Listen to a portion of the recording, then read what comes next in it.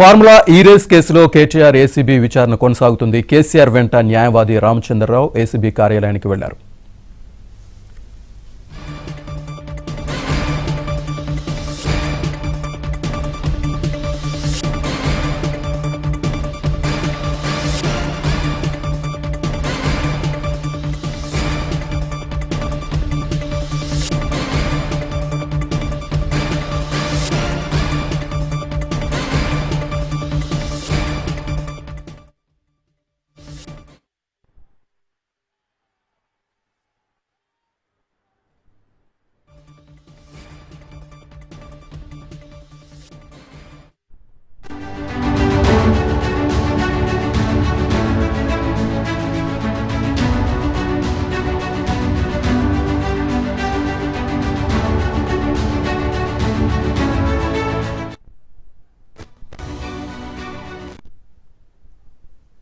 నిన్న అరవింద్ కుమార్ ను విచారించిన ఏసీబీ అధికారులు ఆయన ఇచ్చిన స్టేట్మెంట్ ఆధారంగా కేటీఆర్ ను ప్రశ్నిస్తున్నారు.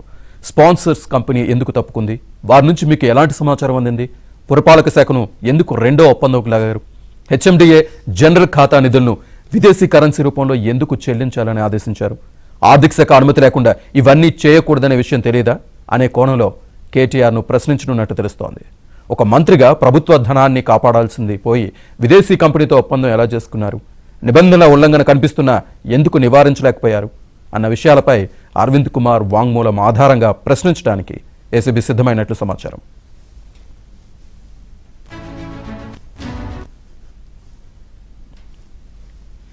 ఇదే అంశానికి సంబంధించి పూర్తి డీటెయిల్స్ ఏసీబీ ఆఫీస్ నుంచి మా కరెస్పాండెంట్ ప్రవీణ్ అందిస్తారు. ప్రవీణ్,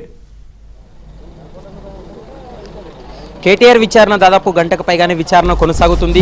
ఈరోజు సాయంత్రం వరకు కూడా కేటీఆర్ను విచారణ జరిపి స్టేట్మెంట్ రికార్డ్ చేస్తూ ఉన్నారు. మరోవైపు న్యాయవాది సమక్షంలో విచారణ జరిపేలా నిన్న హైకోర్టు ఆదేశాలు ఇచ్చింది.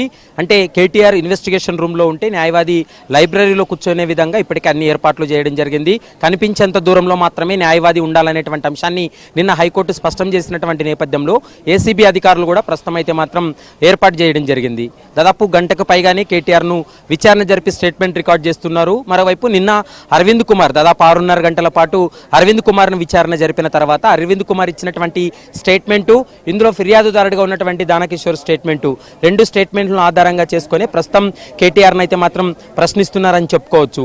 ఈ ఫార్ములా కేసులో దాదాపు 55 కోట్ల రూపాయలు విదేశీ కంపెనీకు అంటే ఎఫ్ఈఓ కంపెనీకు 55 కోట్లు ఏదైతే ట్రాన్సాక్షన్ జరిగిందో వాటిపైన ఎక్కువగా ప్రశ్నిస్తున్నటువంటి పరిస్థితి ఉంది. మరోవైపు 55 కోట్ల రూపాయలు కూడా విదేశీ కంపెనీకు జమ చేసే సమయంలో వీళ్ళు కొన్ని నామ్స్ పాటించాల్సి ఉంటుంది.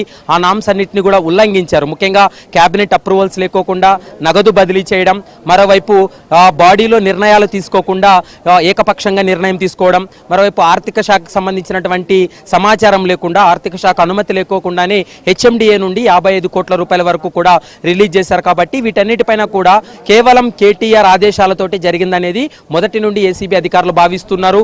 ఇప్పటికే అరవింద్ కుమార్ ఇచ్చినటువంటి స్టేట్మెంట్ కావచ్చు, దానకిషోర్ ఇచ్చినటువంటి స్టేట్మెంట్ లో ఇద్దరు స్టేట్మెంట్ లో కూడా ఒక అంశాన్ని చెప్పడం జరిగింది. కాబట్టి ఈ అంశాలన్నింటినీ కూడా లెక్కలోకి తీసుకొని విచారణ కొనసాగుతుందని చెప్పుకోవచ్చు. శ్రీనివాస్. రైట్ ప్రవీణ్.